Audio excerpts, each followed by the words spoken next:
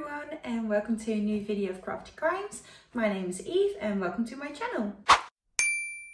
On Crafty Crimes we talk about true crime and craft something cute in the meantime. Today I'll be making an octopus and it is a pattern by Crochet by Jenna, and she has a free video tutorial on her YouTube, so I'll be linking that tutorial in the description if you want to go and make one yourself. I'll be making this octopus in a multicolored chenille yarn that I bought at a local shop, and of course I'll be using some polyester stuffing as well as safety eyes. And now that we've discussed what we're going to make today, it's time to get criminally crafty and talk about our case of today. As always, I'll be telling you my sources for this case of today, and it's an All That's Interesting article by Maggie Donoghue, an Oxygen True Crime article by Ali van der Hayden, a Remka article by Nathan Gibson, and lastly a Morbidology article by Emily G. Thompson. On the afternoon of June 3rd, 1981, a group of teenagers were playing in a field near a highway construction site in St. Paul when they discovered the body of a young woman. The woman was later identified as Kimberly Compton and was found with 61 stab wounds with an ice pick. Investigators found no clues at the crime scene at all, but within 48 hours they received a rather interesting anonymous tip at the police station in a phone call. In a high-pitched and remorseful voice, the anonymous caller confessed to having committed the crime. However, the police thought it might have been a prank until he mentioned the murder weapon, which the police had not yet revealed to the media. Though the caller pleaded with police to find him before he could hurt anyone else, he would unfortunately kill 2 more women before the police caught him. So today we are talking about Paul Michael Stephani, who is also known as the Weepy Voiced Killer. Paul Michael Stephani was born on September 8th, 1944. The second of 10 siblings, he grew up in a large family in Austin, Minnesota, where he lived with his siblings, mother and stepfather, as Stephani's mother had remarried when he was 3 years old. Allegedly, Stephani's stepfather was physically abusive and would often hit the children, sometimes knocking them down the stairs. The household was described as being very religious. After graduating high school, Stephani moved to Minneapolis in the 60s, where he floated between jobs as a shipping clerk and janitor. He eventually got married and even had a child, but not much later he divorced his wife and abandoned his child, and it wasn't very long afterwards that he started to attack women. Stephani appeared to be a devout Catholic, but underneath the surface there were very dark and disturbing thoughts, and eventually he said that before each attack he would have very troubling voices in his head telling him to attack these women. However, it might have been his religious guilt that drove him to calling the police to report on his crimes in a very weepy tone. On June 3rd, 1981, a 18-year-old recently high school graduate, Kimberly Compton, moved to Twin Cities from Wisconsin to look for a job. But sadly, on the same day that she arrived, she was brutally murdered. A group of teenagers came across her bloodied body whilst hanging out in a field in St. Paul. Compton had suffered wounds to her chest, stomach and inner thighs, and a medical examiner had determined that she had been stabbed a total of 61 times with an ice pick. 48 hours after the murder of Compton, the police were contacted by a crying and pleading man on the phone saying, "God damn, will you find me? I just stabbed somebody with an ice pick. I can't stop myself. I keep killing somebody." Authorities attempted to trace the call, but it was too short. Hours later, however, another call came in and police were able to track it to a bus depot phone booth. "Don't talk, just listen. I'm sorry of what I did to Compton. I couldn't help it. I can't think of getting locked up. If I get locked up, I'll kill myself. I'll try not to kill anybody else," he said.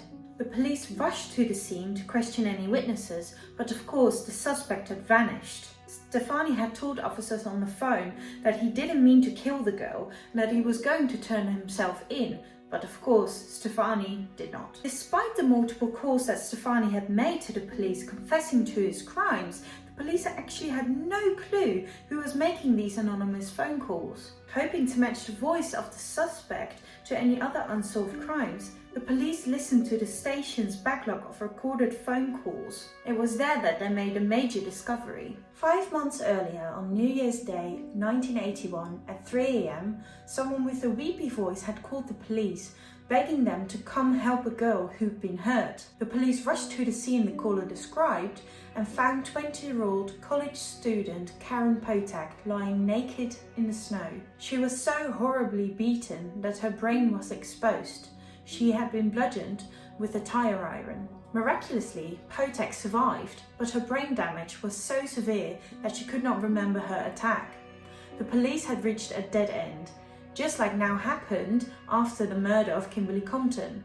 It would be another year before Stephani struck again. On the 21st of July, 1982, 33-year-old Kathleen Greening from St. Paul was scheduled to go on a holiday with her best friend to Mackinac Islands. The morning they were scheduled to leave, the best friend drove over to Greening's house for the breakfast they were supposed to have together before departing for their vacation. When she arrived at Greening's door, she knocked at the front door and let herself in when she found it unlocked and no one had answered the front door. She called out for Greening, and when there was no answer, she started to search from room to room until she got to the bathroom and saw that the light was on, but the door was partially closed. When she pushed the door open, she unfortunately found Kathleen Greening dead in her bathtub.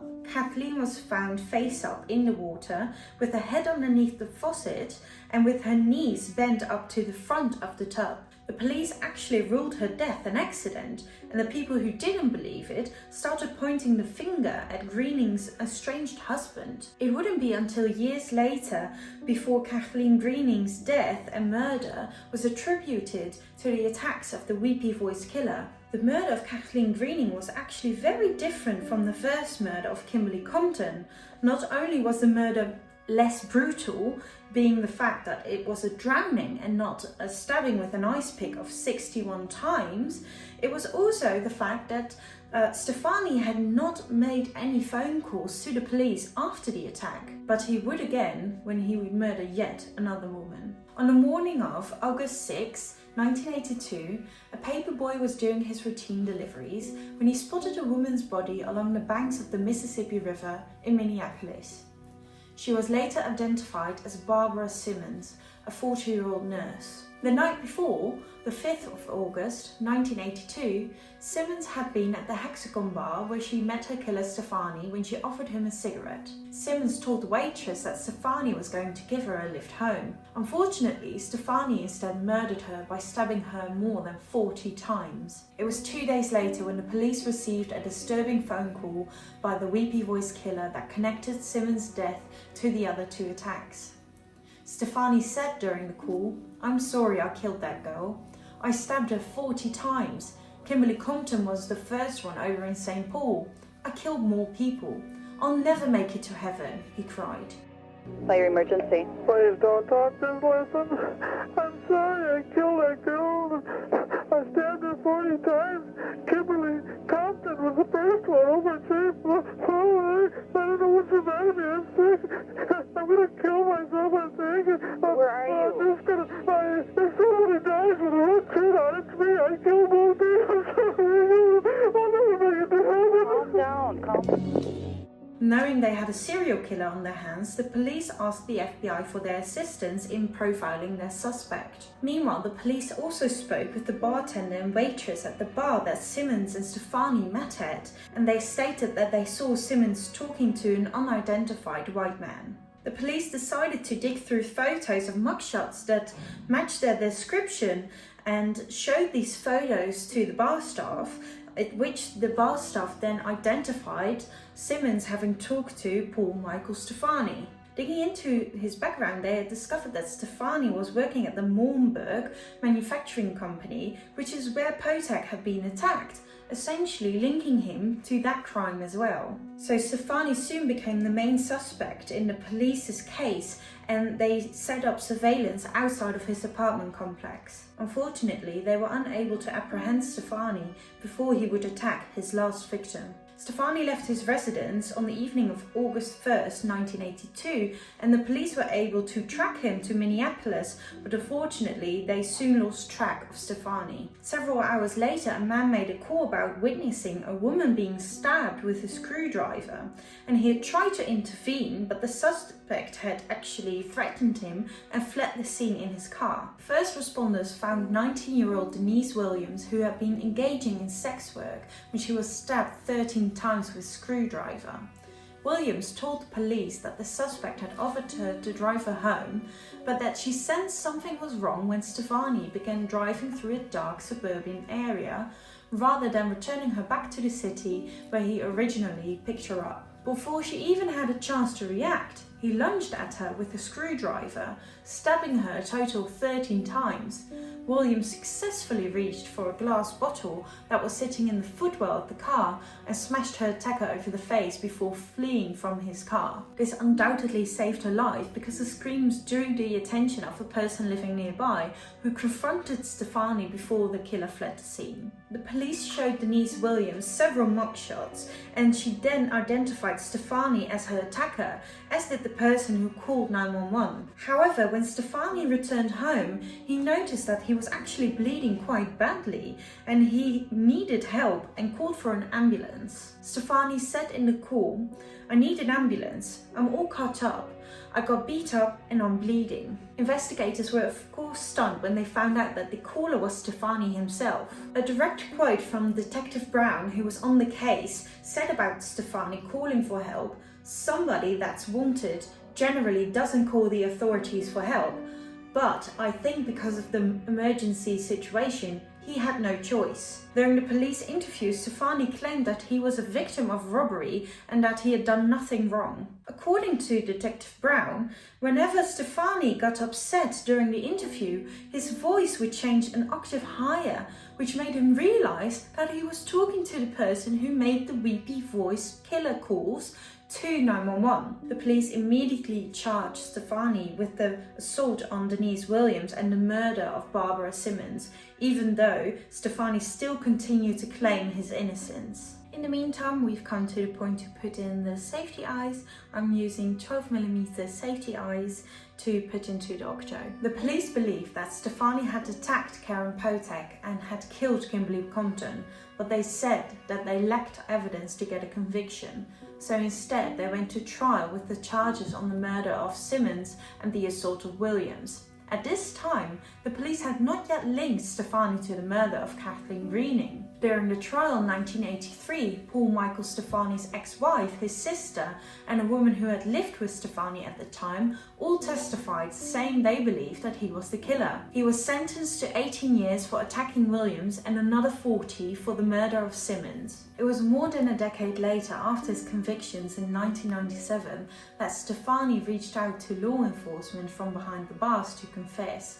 He had just been diagnosed with skin cancer and was said to only have a couple of months or maybe a year left to live. Stephani had said to the police that he wanted to go to his grave having confessed everything and that he wanted to give the families of his victims closure.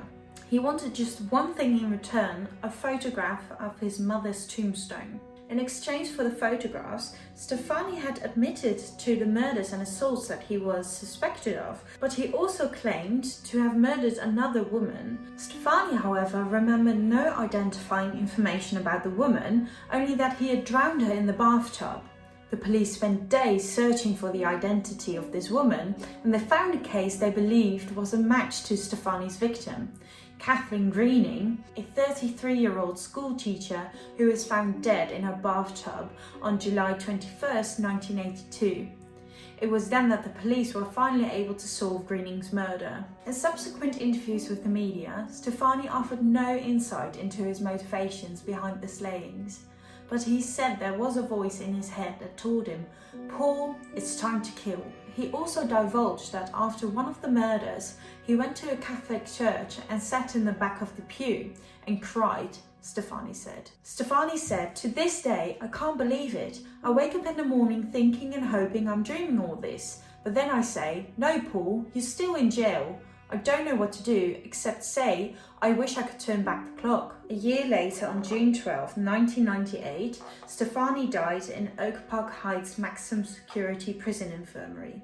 He was 53 years old. And I guess we'll never know whether Stephani was actually really remorseful or whether he just wanted to confess because his own death was imminent. To the victims of this horrible man, I hope you rest in peace. And to Paul Stephani himself, as they say on Morbid Podcast, R.I.D. Rest in distress. Well, that concludes my case and thus my crafting. I hope you enjoyed watching this video as much as I did making it. Here we have the finished octopus, all sewn up and filled with stuffing. He's really cute, so I really recommend checking out the tutorial from Crochet by Jenna, as it is her pattern. If you have any other cases that you would like me to cover, please put them in the comments down below and I'll be sure to check it out. If you'd like to see more of the things that I like to make and do in my life, you can go to the social media links in the description. And that's that. I hope to see you again the next time, and until then, have a good day and happy crafting. Bye bye. Okay, quality control check. Don't bite, just sniff. Is it approved? Approved? Yeah, it's approved. Thank you for doing my quality checks. Yeah, you like it, don't you? Oh no, don't bite.